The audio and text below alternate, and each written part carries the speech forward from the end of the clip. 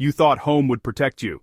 It was a fortress of your own making, constructed not just of wood and nails but of habit and hope. 4 walls, a locked door, a carefully organized stockpile were supposed to be your bulwark against the chaos. It was your anchor in a world drifting toward disaster. You spent countless hours planning, preparing, reassuring yourself you would be safe within its confines. This was the place where the world outside could rage, but you and yours would endure. The familiar comfort of your own bed, the scent of a home-cooked meal, the quiet hum of normalcy, these were the things you fought to preserve. But now, it's gone. Nothing more than a memory, a ghost haunting what used to be your life. Maybe it burned. Perhaps it was raided, or maybe it just became too dangerous to stay. Whatever the reason, the sanctuary you built has failed. The bastion you trusted has crumbled. You have been cast out from its ruins. You're out in the wild now, alone. The world as you knew it has ended. The familiar streets are gone. The faces you knew have vanished. The systems that once provided order are a distant echo. Now, only the vast indifferent wilderness ahead and smoldering remnants of your past behind. The sun sets on a world you no longer recognize. Darkness encroaches heavier than ever, every rustle in the trees, every snap of a twig underfoot, a stark reminder of your vulnerability. From this moment on, comfort is over. It is a luxury you can no longer afford. The softness of your old life replaced by the hard, unyielding reality of the new one. No more warm beds, no more easy meals, no more moments of unguarded peace. Safety redefined, stripped to primal elements. These are the hard rules of survival. They are not suggestions. They are absolute laws etched into this brutal new existence. These are the rules you'll have to follow if you want to live.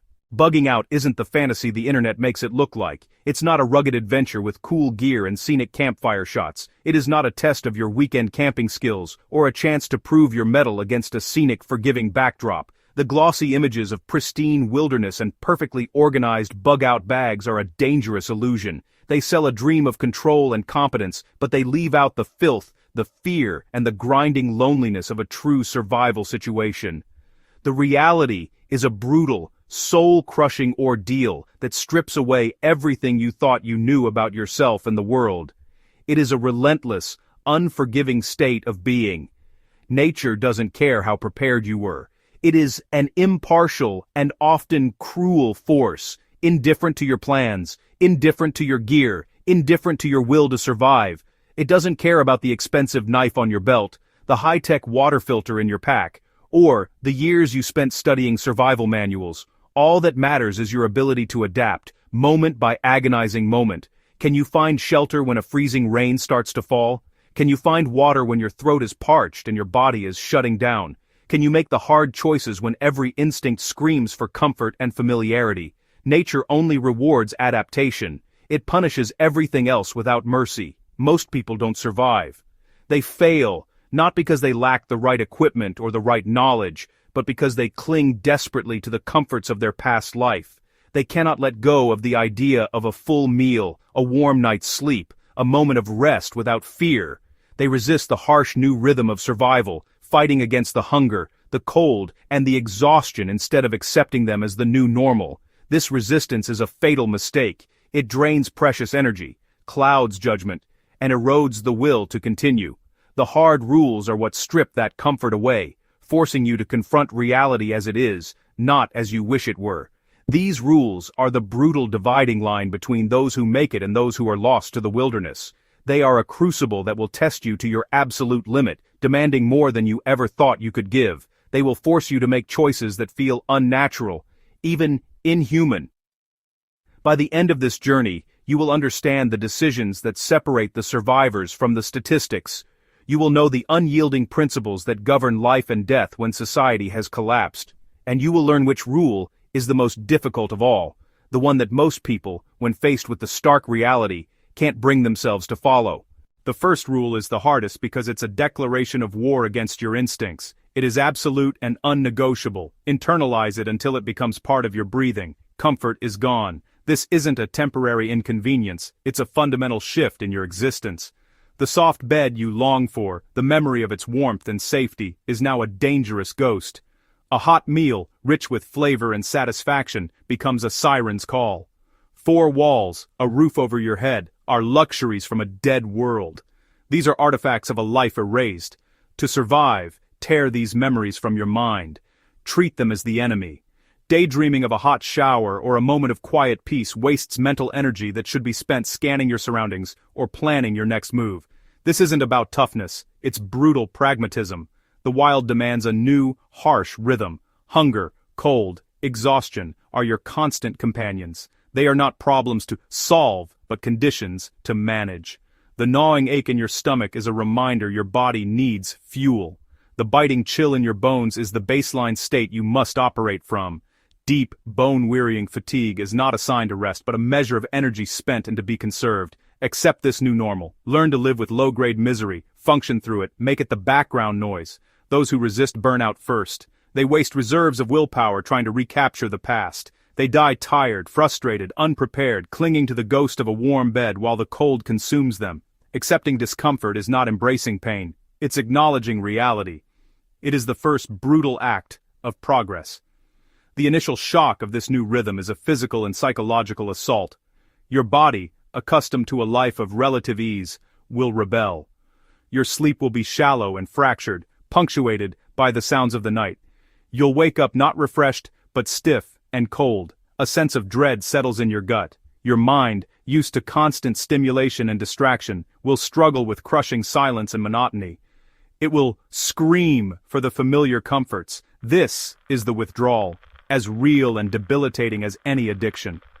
This period of adjustment is where many will fail. The mental fortitude required to push through this phase is immense. If you are new here, this is a small-town prepper. We don't just talk about gear and supplies, we break down the brutal psychology of real survival scenarios, preparing you for the challenges that others refuse to face. This is not about fantasy, it is about reality. The mental game is the one that determines the outcome. It's the part most people neglect. It's the part that will break them when the time comes. Subscribe to the channel, now. Understanding these hard truths is the first step toward enduring them. Let's continue. The next rule is about how you move through this new, hostile world. The second rule: don't travel like a target. Once you have accepted the loss of comfort, you must master the art of movement. When you bug out, you are not hiking a scenic trail, you are not going on an expedition, you are not an explorer charting new territory. You are prey. You are escaping a danger that has already consumed your old world and moving into a new one with different lethal threats. Every step is a calculated risk. Every moment in the open, you are vulnerable. The mindset of a casual hiker, walking in the open, admiring the view and making steady progress, is a death sentence here. You must unlearn a lifetime of habits. You were taught to walk on paths, to follow roads, to take the most direct route. Now those are the places to avoid. Roads, trails, clearings are funnels. Funnels concentrate movement when where there's movement, there's danger. Other people, desperate and unpredictable, will be drawn to the same paths. Looking for resources, looking for safety, looking for victims. To you, their intentions don't matter. They are potential threats. Traveling on a road paints a bullseye on your back. It makes you predictable. It makes you visible. It makes you easy to track. Your goal is not speed. It is stealth. Better 1 mile undetected than 5 in the open. See the landscape not as routes, but as texture, cover and concealment. Don't walk down roads. Move through the shadows that run parallel to them. Cross open fields at twilight, or in the dead of night, not in the broad light of day. Use terrain to your advantage. Hug tree lines. Follow creek beds. Use ridges to mask your silhouette. Move fluidly, quietly, deliberately, like water flowing through the path of least visibility. This travel is mentally and physically exhausting. Moving through dense brush, climbing over obstacles, constantly scanning your surroundings burns more calories and demands more focus than a walk. Every sound you make, a snapped twig, a dislodged rock, the rustle of your pack, could be the one that gives you away. Every fire you light sends a column of smoke, a beacon for miles. Every footprint you leave is proof you were there. In a world of hunters and hunted, do everything to be invisible. Stealth is not paranoia, it is your life insurance. If they can find you, they can take everything from you. They can take your food, your water, your gear, and your tools. They can take the one thing you have left that holds any value at all. They can take your life. The shadows are your only true ally in this world. Learn their language, respect their power, and they may just allow you to pass through unnoticed. The third rule governs the most primal of your needs. Eat to function, not to feel full. The concept of a meal, as you once knew it, is dead. There is no satisfaction, no pleasure, no comfort to be found in eating anymore. Food has been stripped of all its emotional and social significance. It is simply fuel. Every calorie you consume must serve a singular, brutal purpose: to keep the machine of your body running for another day, to keep the machine of your body running for another mile, to keep the machine of your body running for another cold night. Those who cannot make this mental shift are doomed. They are the ones who eat out of boredom, they eat out of fear, they eat out of habit. This is a fatal waste of resources. Every bite taken for psychological comfort is a bite you won't have when your body is screaming for energy to climb one more hill or to stay awake on watch. Survival is a game of ruthless efficiency. Luxury, even the small luxury of feeling full, is a liability you cannot afford. You eat what works, not what you want. Your diet will become a grim collection of things you once would have considered inedible. Wild plants you've carefully identified. Insects you've forced yourself to catch. A piece of dried meat chewed slowly to make it last. The taste is irrelevant. The texture is unimportant. All that matters is the caloric and nutritional value. You must learn to look at a scuttling beetle, or a bitter root, and see not disgust, but protein and carbohydrates. This detachment is essential. You are a machine processing fuel. You must separate the act of eating from the memory of what food used to be. The ghost of a cheeseburger will kill you faster than any predator if you let it. This rule is about discipline over desire. It is about understanding that a hollow feeling in your stomach is not a problem. It is the new baseline. You will be hungry. You will always be hungry. The goal is not to eliminate hunger but to manage it, to provide your body with just enough to perform the tasks necessary for survival. You eat to keep your muscles from failing, to keep your mind sharp enough to spot danger, and to generate the heat needed to fend off hypothermia. Every other reason for eating is a weakness. In the unforgiving calculus of survival, food is maintenance, not luxury. It is a tool, and nothing more. The fourth rule: water is life. Guard it. While you can endure hunger for weeks, thirst will break you in a matter of days. Dehydration is a swift and merciless killer. It starts with a dry mouth and a dull headache. Your judgment becomes clouded. Your muscles cramp and refuse to obey. Your body temperature regulation fails. In the final stages, your organs shut down. It is a slow, agonizing descent into delirium and death. Finding a water source is only the first part of the battle. You cannot simply drink from the first stream or pond you find. In a world without sanitation, every standing pool, every flowing river is a potential cocktail of invisible threats. Bacteria, viruses, protozoa. These microscopic enemies can incapacitate you as surely as a physical attack. Dysentery, cholera, giardia. The irony is cruel and absolute. The very thing you need to live can kill you if you are not careful. You do not just find water, you make it safe. This means you must be fanatical about purification. Boiling is the most reliable method, but it requires fire, which creates smoke and light, making you a target. Chemical tablets can work, but they have an expiration date and can leave an unpleasant taste. A high-quality portable filter is your most valuable tool. It allows you to produce safe drinking water quietly and efficiently. You must protect this tool with your life. You must plan your routes not from point A to point B, but from water source to water source. The map in your head should be a network of rivers, creeks, and springs. Every drop you collect is another day of life you have secured. You must guard it jealously. Your water bottle is more precious than any weapon. You ration it not based on thirst, but based on your planned travel and the distance to the next known source. You sip, you don't gulp. The ones who fail this rule often die within sight of water. They become so desperate, so consumed by thirst, that they throw caution to the wind and drink from a contaminated source. They trade a few moments of relief for a slow, miserable death. You can live for weeks without food, but you will only last days without clean water. The fifth rule, the double-edged sword of fire and shelter. Fire is a primal comfort, warmth against the biting cold, a light that pushes back the oppressive darkness, a powerful boost to your morale. The flicker of flames can feel like a companion in the lonely silence of the night. It can cook your food, it can boil your water, but fire is also a beacon. Its light can be seen for miles. Its smoke creates a column in the sky that points directly to your location. Every time you strike a spark, you are sending an invitation to anyone, or anything, that might be watching. Shelter, similarly, is a paradox. A well-built shelter can protect you from the elements, freezing rain, searing sun, draining wind. It provides a physical barrier between you and the threats of the night, but a shelter can also become a trap. It can make you complacent, lulling you into a false sense of security. It can pin you down, making you an easy target to surround and besiege. A poorly chosen location, one without multiple escape routes, can turn your safe haven into your tomb. Survival is compromise. Take only what is absolutely necessary. Mitigate the risks at every turn. Build fires that are small, hot, and quick, using dry fuel that produces minimal smoke. Build them in depressions or against rock faces that reflect heat and conceal the light. You never light a fire at night unless it is an absolute emergency. Instead, use it for a short period at dusk. Cook your food and heat up rocks that you can carry into your shelter to radiate warmth through the night. Every comfort must be weighed against its cost and exposure. Choose shelter with a tactical mindset. Natural formations often win. Rock outcropping, dense thicket, base of a fallen tree. Your shelter should be just big enough for you to fit inside, minimizing its profile.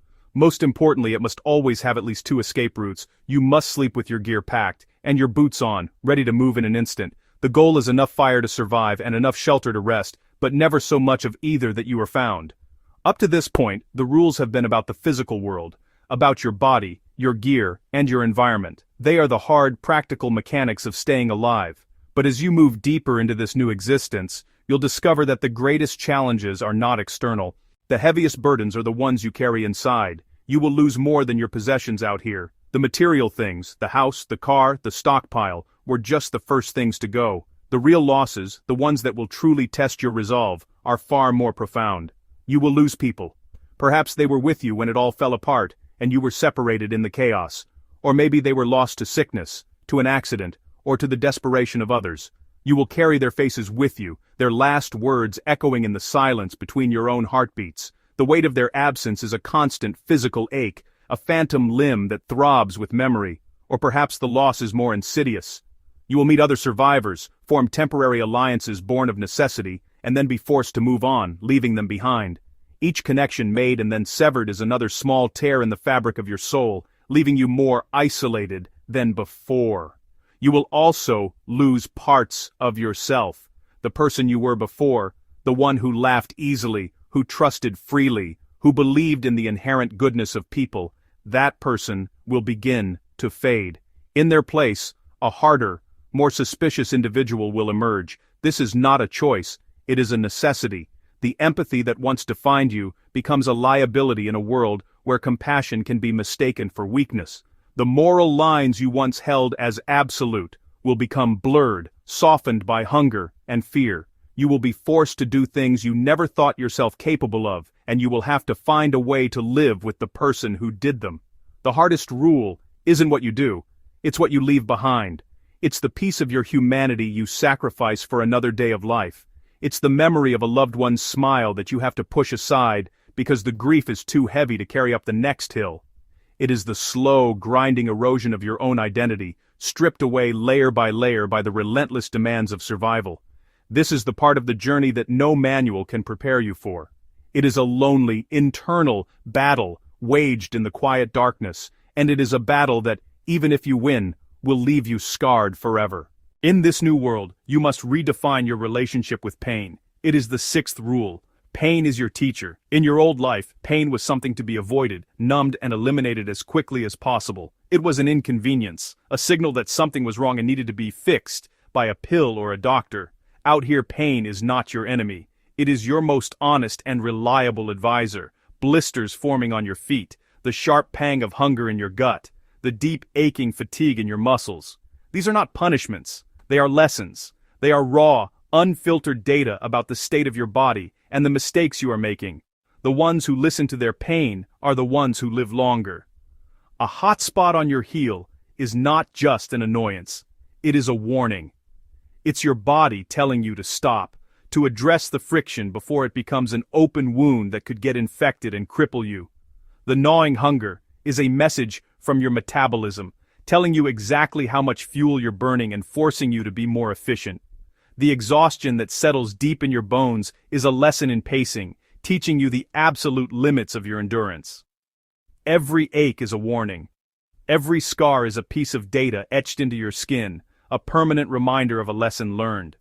Pain is brutally honest. It doesn't care about your feelings or your morale.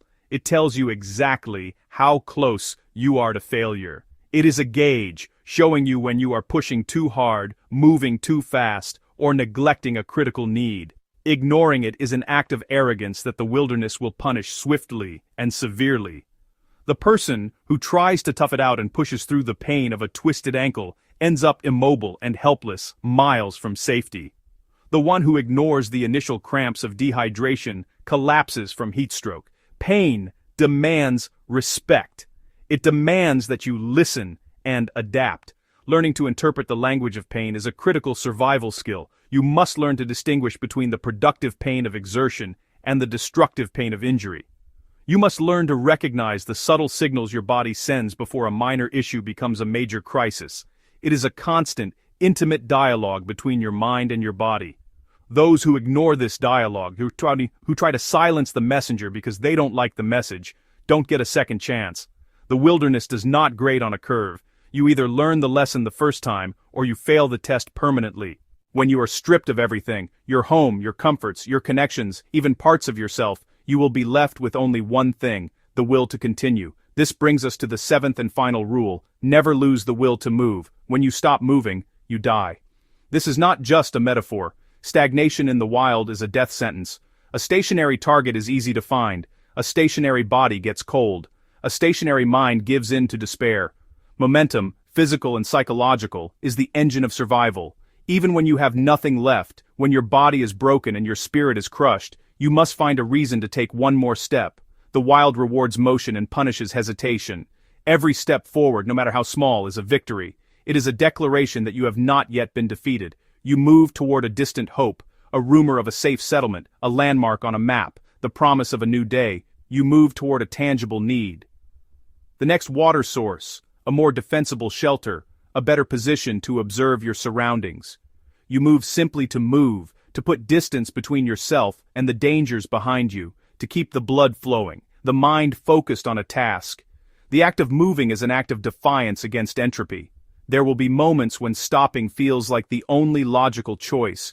You will be exhausted beyond measure, your feet will be raw, the cold will have seeped into your very marrow. The thought of just sitting down, of letting go, will be incredibly seductive. It will feel like peace. This is the most dangerous trap of all. Your will is tested to its absolute limit. In that moment you must find something, anything to cling to. A memory of a loved one you hope to see again, a promise you made to yourself, the stubborn animal instinct to live. This is where most people break. It is not the hunger or the cold that finally claims them, but the loss of purpose. They lose their why. Without a reason to keep going, the how becomes impossible. The will to move is not about physical strength. It is about mental fortification. It is the story you tell yourself in the dark to get through to the morning. It is the discipline to put one foot in front of the other, even when it hurts, even when it feels pointless. Keep going, especially when it hurts. Keep going, because the alternative is to be swallowed by the wilderness, another forgotten soul lost to the quiet indifference of nature. In the end, after all the planning, all the preparation, and all the studying, you will come to a stark realization. It's not the gear that decides who lives and who dies. The high-tech gadgets, the expensive knife, the perfectly packed bug-out bag. These things can help, but they are merely tools. They are fallible. They can be lost, broken, or stolen. An over-reliance on gear creates a fragile sense of security, one that shatters the moment a critical piece of equipment fails.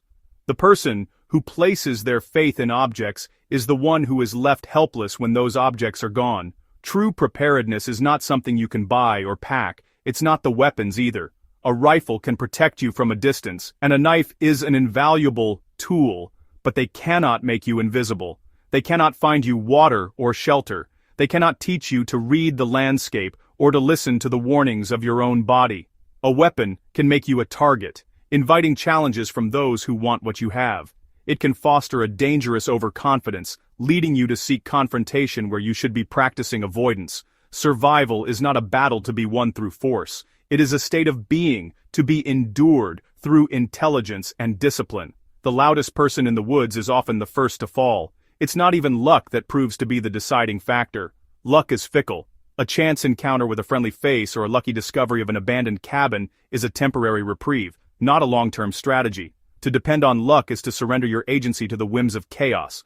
The survivor does not hope for good luck. They mitigate the impact of bad luck through relentless preparation and unwavering awareness. They create their own opportunities through caution and careful planning.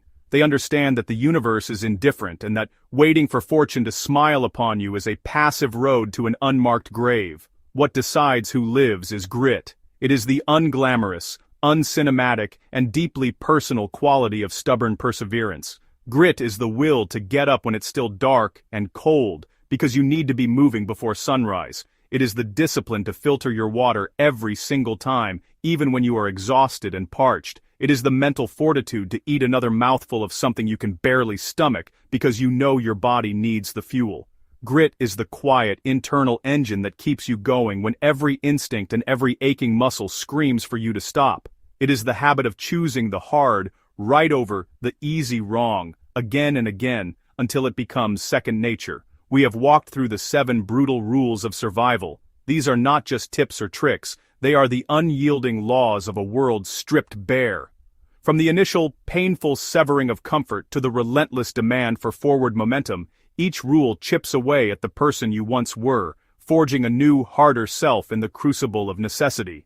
We've seen that survival is a quiet, lonely affair, governed not by heroic acts but by 1,000 small, disciplined choices made in the shadows. It is a journey that costs more than just physical hardship. It demands pieces of your soul, leaving you with scars that no one but you will ever see. The rules are simple in their declaration, but profound in their implication.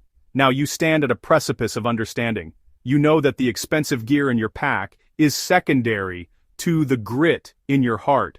You know that the most important tool is not the knife on your belt, but the unwavering will inside your mind. You have learned that pain is a teacher. Water must be guarded like life itself, and movement is the only true antidote to despair. You understand the grim paradox of fire and shelter, that every comfort carries a corresponding risk, a trade-off that must be calculated with a cold, clear head. These are the lessons that are paid for in sweat, hunger, fear. They form the foundation upon which a survivor is built. The journey through these rules brings you to a quiet, stark moment of reckoning. It forces you to look inward and ask the most difficult question of all. Not, can I do this? But, am I willing to become the person who can? Are you willing to embrace the hunger, the cold, and the loneliness as your new companions? Are you willing to look at another human being and see a potential threat first and a person second? Are you willing to let go of the memories and morals that defined your past life in order to secure a future one? This is the core of the challenge, the point where many who are physically capable will ultimately fail. Because in the end, survival is not a test of what you have, it is a test of what you are willing to lose. It is a relentless stripping away of everything that is non-essential, until all that is left is the raw, animal instinct to live, tempered by a harsh and unforgiving discipline. The person who emerges from this ordeal is a stranger to the one who entered it. They are a product of the hard rules, shaped and hardened by them. They have paid the price, and they carry the receipt in the quiet, haunted look in their eyes. The final question is not one of skill, but of will. So when the unthinkable happens, when you are forced from the sanctuary of your home, and everything you have built is gone, you will face a choice. It will not be a single dramatic decision, but a series of small choices made every minute of every day. Will you follow the hard rules, accepting their brutal logic and submitting to their demands? Or will you fight them, clinging to the ghost of comfort, resisting the new rhythm, and hoping for a return to a world that no longer exists? This is the fundamental conflict that will determine your fate. It is a battle between adaptation and denial, and only one path leads to the next sunrise.